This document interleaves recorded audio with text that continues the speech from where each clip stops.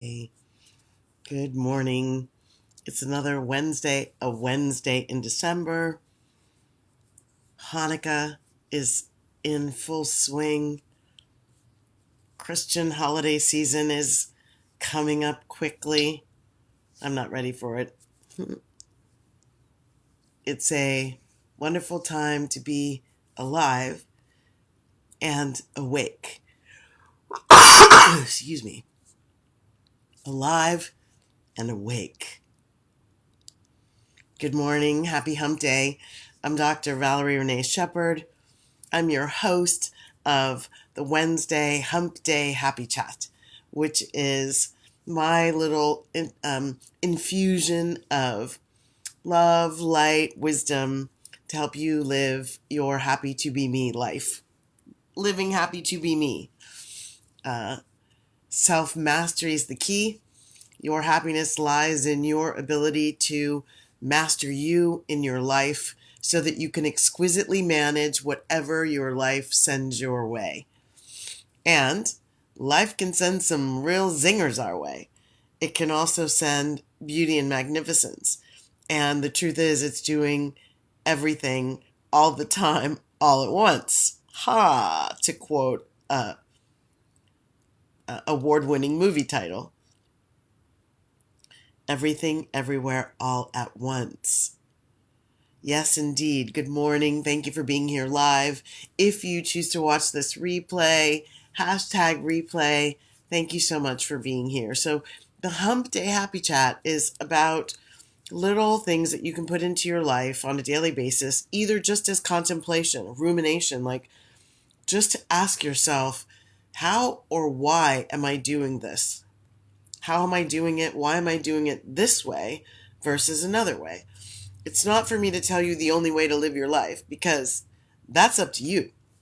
I'm just offering some tried and true, tested and proven ways to take yourself to the next level, to improve your self-mastery. So the topics, people ask me this a lot. Well, how do you pick the topics? So the topics come from you. The topics come from the audience. Those of you who are really committed to raising your vibration, to contributing a higher consciousness level to the societal consciousness, will email me, private message me, call me, and ask for input. And so they say, well, how did you pick that topic? It seemed like you were talking directly to me. That was something I've been dealing with.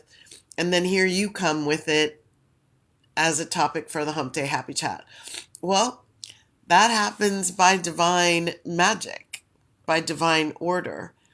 I listen for what's not necessarily being said, and I will get a nudge, a little squeeze around something. It'll be really present in my particular life. And the nudges share that. I don't share everything going on in my life, but I do get nudges from my higher self, from spirit, that say, you know what, that could be helpful. Share that. And so I do. So this topic is really big. And I think it's a really big topic all the time. And there are certain times in our lives when it gets even more pronounced, more important. So today's Hump Day Happy Chat, how do you relate to that? How are you relating? If you look up the concept of relational mindfulness, if you look that up, Google it, you'll see lots of entries that have to do with relationships. How do you relate to an other? Whether it's an other with whom you are physically intimate, whether it is an other with whom you share living space, whether it's an other with whom you pursue a purpose or a passion, also known as work, especially in the West. Regardless of how you are integrated with this other, relational mindfulness often in the collective consciousness is about the relationship. And I think that's really, really important. And I don't often see it relative to the most important relationship you have in your life, which is the one you keep with yourself. So I want to talk about that briefly.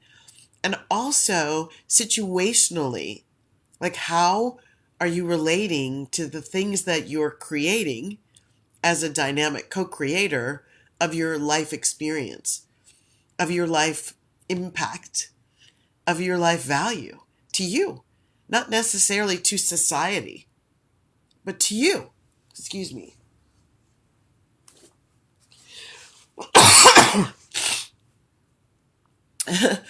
Dealing with some sniffly stuff. Okay, so I have a quote around relational mindfulness. It's like your life is created through tiny little circumstances. And the tiny little circumstances may mean nothing until you apply meaning to them. So your life's tiny little circumstances are created, or the life from those circumstances is created not by the circumstances, but by how you relate to the circumstance. So imagine 10% of your life is the stuff that happens, good, bad, however you want to label it, judge it, the stuff that happens, and 90% is your relationship to that stuff, to the circumstance, to what you have and what you don't, to who showed up and who didn't, to how well you're succeeding or how much you are failing. The circumstances are just the circumstances. They're there. In my body of work, I would suggest to you to think about the fact that if your life is happening for you, not to you, the circumstantial evidence is giving you breadcrumbs for where your next epiphany, higher moment, spiral up awaits. And so, in the concept of my life is happening for me, not to me, then I look into the circumstances and ask honestly and openly with curiosity, I wonder why this showed up. I wonder why this showed up this way at this time. And what is in it for me to dance? To dance in the midst of whatever's showing up. The subtitle of my book is Dancing Your Soul Light Style. You probably have heard of the book and the movie, The Incredible Lightness of Being. That's what I mean. The lightness of being you when you release the things that are holding you down, the anchors in your life. And I will guarantee you, without even knowing who you are, you have anchors in your life that are primarily created by this question: how do you relate to the things in your life? It's your reaction, not versus this other concept called your response, that's going to dictate your experience. I'm a lover of quotes. I feel like quotes hold so much wisdom.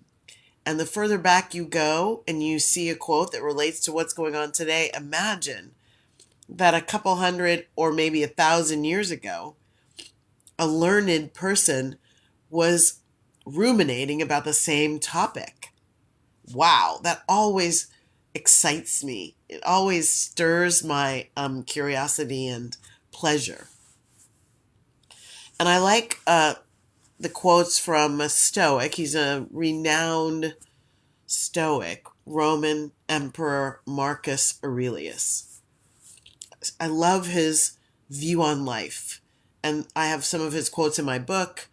And this is one that goes along with this idea. And he's got more, but this one I love a lot. You have power over your mind, but not outside events. Realize this, and you will find strength.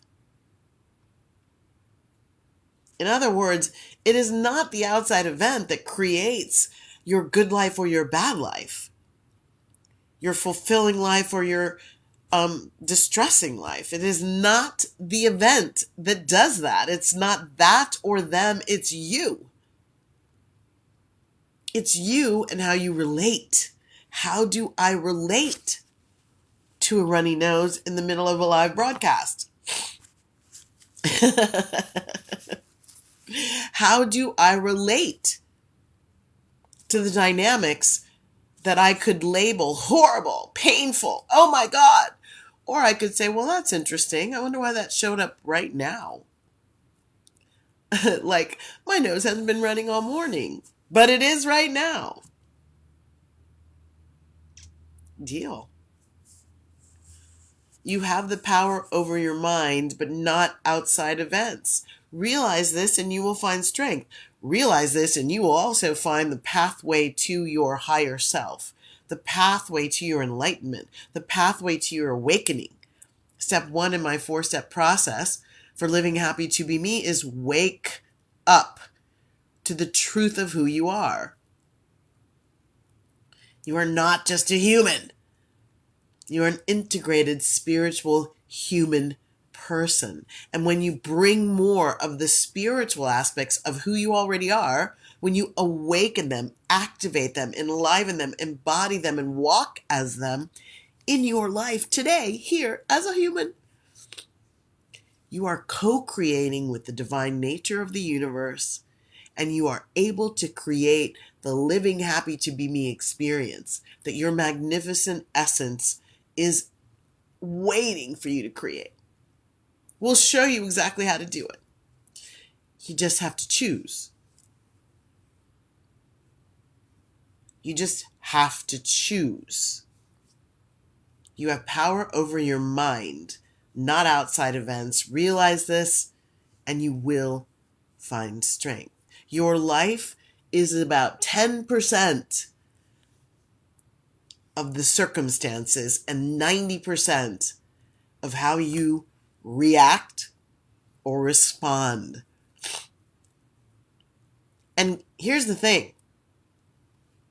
Your circumstances don't have to make or break you. And when you get superiority over your relational choices, how do you relate?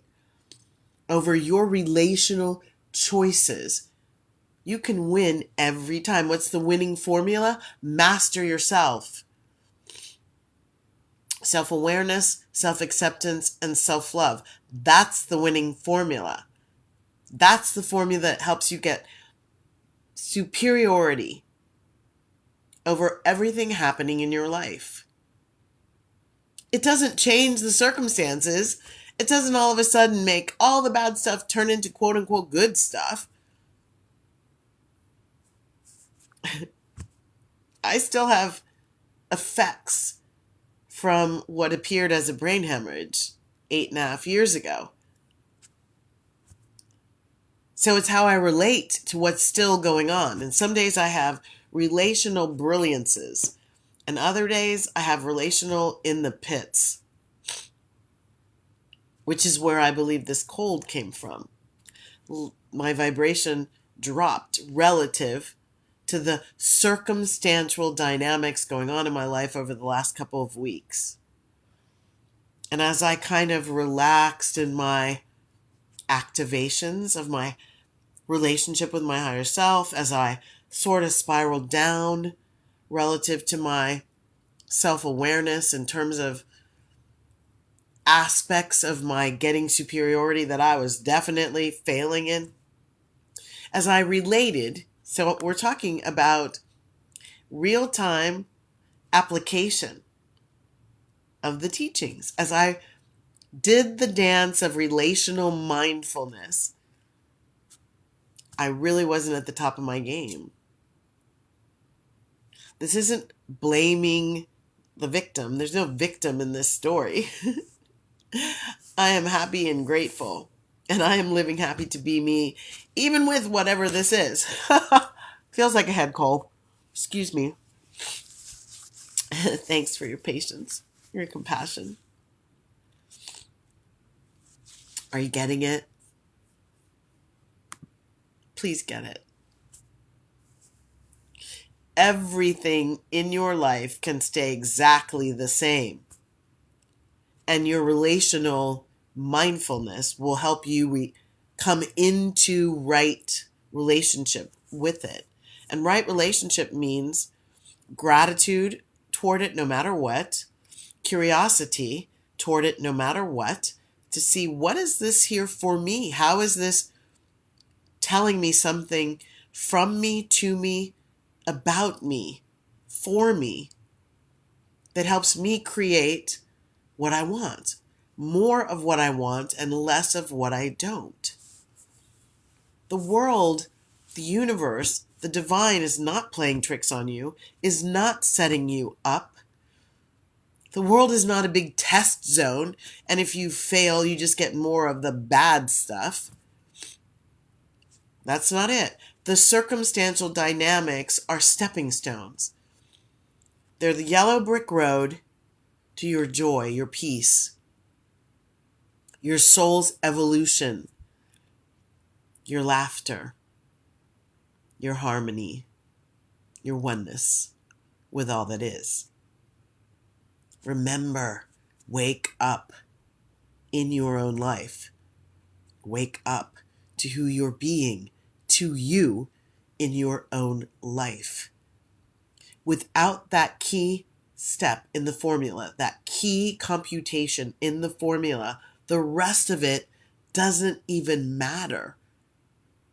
It doesn't matter if you do lots of work in the community, but you're really hard on yourself.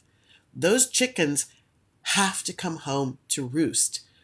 And they will come home in order to show you the opportunity in who you're being. Not to beat you up, but to show you who you're being may not be serving you.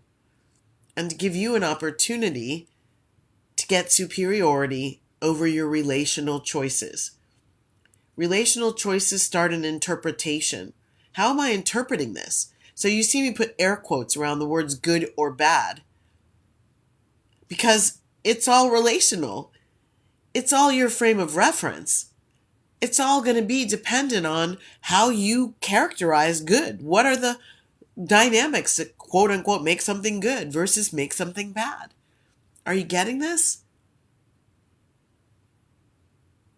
Your relational choices are dictating your experience. It is not the circumstance so much as your ideas about the circumstance, and the ideas are in the mind and they can be changed at any time. That's how you get superiority.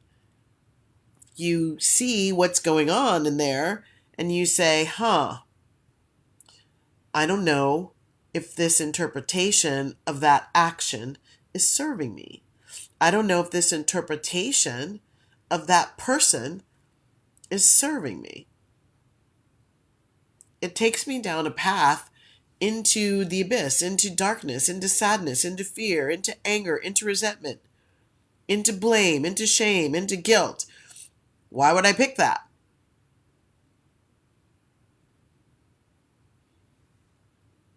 So I first confronted this truth, and I've been working with it for 20 years. 20 years and counting, because I'll keep working with it till the day I transition out of this physical body.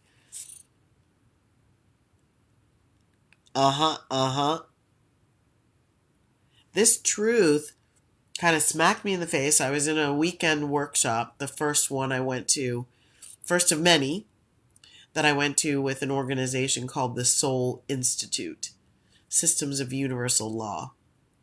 I ended up spending a lot of time in seeing the dynamics of what I already knew and was teaching at a deeper level, at a more refined level, at a higher vibration level.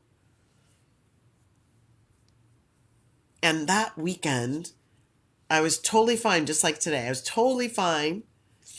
And then by the time I got there, some physiological difficulty appeared to have a, death grip on me. And when I was asked about feelings, how are you feeling? All I went into was my physiological beingness at that time, my physiological symptomology is all I talked about. Those were my feelings. And then when I got clear on, wait a minute, the physiology is the physiology. I can change it and take some drugs and eat some, emergency. And I had my actions that I did. I wasn't changing my relationship to it, though. I was still stuck in the idea of being sick, of not feeling well. And I'm putting the air quotes there to say that if we're not feeling well, that's truth. This is not about casting off lived reality. It's about a both and, where I can have my lived reality that some might judge horrible, horrific, painful, and I can judge differently. I can have my lived reality and I can bring an interpretation, a perspective that serves me and is also truthful and is also compassionately loving to the person who is living the reality of the experience. Are you getting this? So it's not Pollyanna like, I don't have a cold. I don't have a cold. No, that's not what it is. It's, oh my gosh, my body is telling me my resistance is low. How did my resistance get low? There's something I must be doing, attaching to low vibration thoughts. That'll take my resistance down. Or a way that I'm being. Maybe I'm being low vibration. So I get to say, wow, where did this come from? And then I get to make a relational choice. The mindfulness is what helps me see, who am I being in this moment? The mindfulness is also what creates the quiet curiosity that says, why? Over and over. Why do I like this? Is it really my idea? Or is it someone else's? Why did I just say that? Do I know what I just said? Do I really have a relationship with the deepest meaning of what I just said? My deepest intent coming through my mouth? Powerful things are thoughts.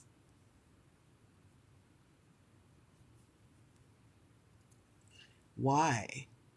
Why am I being who I'm being right now?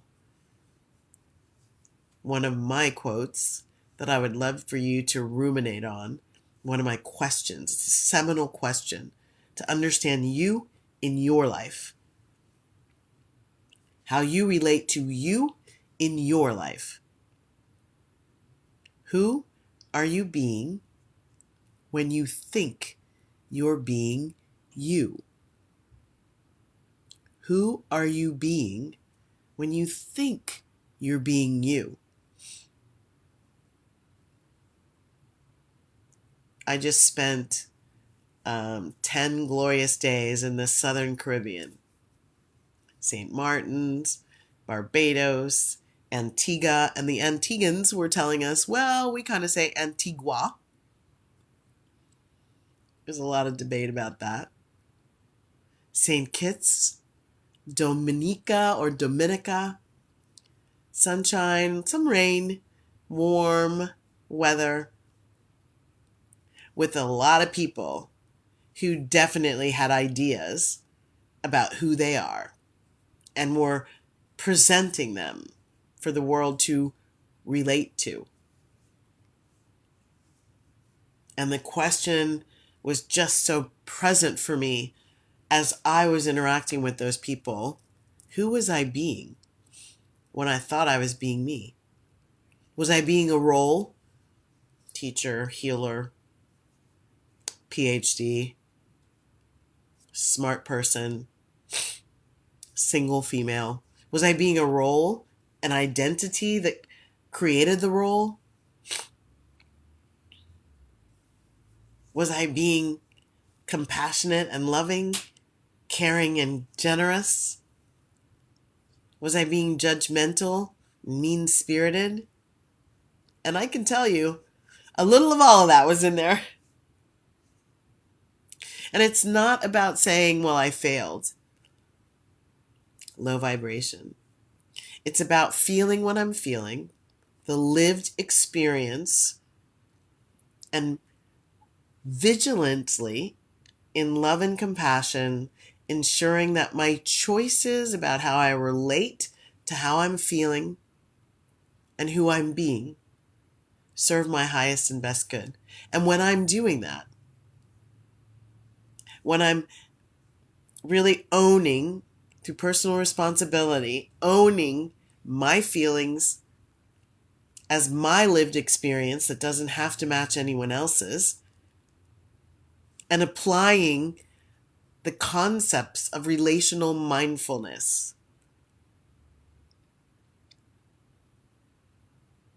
how I experience it is going to be based on the stories I tell myself about what it is. How you experience your life is 90% about your relationship and how you relate to yourself and the dynamics coming up in your life, and only 10% about the actual circumstances. I mean, when you think about it, and you probably don't have to think very hard, you probably know lots of people who went through this collective consciousness experience called the pandemic. And they all, probably if you ask 100 people, you'll get 120 answers about how they went through it, what their experience was. Some of them will be similar, and some of them will be and most of them will be very different. It's the relational acumen that you apply and activate in your life that is going to dictate how your life feels to you and how you actually experience it, how you go through it, the choices that you make. Relational mindfulness. So go into your emotions. They are your guidance system created by your soul, your higher self. They're nothing to be afraid of. They're just waves of energy. And see what they have to tell you. Listen deeply, which means ears not necessary. Listening from the heart, the high heart and the low heart. Feeling in your solar plexus what's going on. And then from there, creating some understanding called self-awareness and some self-acceptance and some self-love around those dynamics as you choose what you're going to do next and who you're going to be while you're doing that.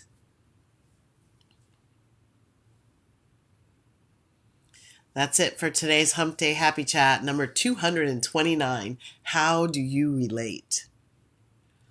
Relational mindfulness is critical to a happy to be me life. And I hope you're watching some of the things we're putting out because we have some really cool things coming up. Not the least of which is Glow Up Experience 2024. So we've got a repeat of last year's, or actually it's this year. I keep saying that because June seems so far away, but it was this year. We have a repeat of the 2023 experience. We've already got some spots taken.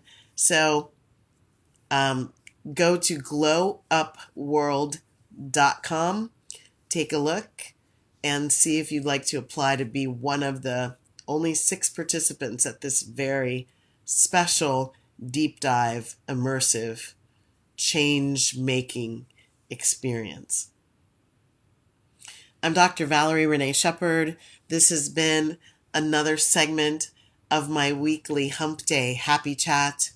We're going to take a break for the next few weeks. We'll come back with live sessions in January, and they will be from my home in Puy-Vert, France. Very exciting.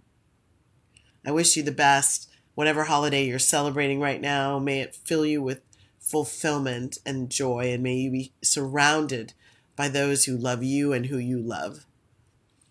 And I close the Hump Day Happy Chat with the Karanaya Metta Sutta, the prayer of loving kindness from the Buddha. May all beings be peaceful. May all beings be safe. May all beings be happy. May all beings awaken to the light of their true nature. Your true nature is light, love, peace, joy. And may all beings be free. It's not geopolitical freedom, it's emotional freedom. The ability to feel your emotions, relate with them, and choose for your highest and best good. Always. That's the winning formula. Many blessings. Thank you so much for joining me. I'd love to hear from you. I'd love to have some comments. And regardless, if you'd like to share, you could be the light in someone else's darkness. Many blessings. Bye now.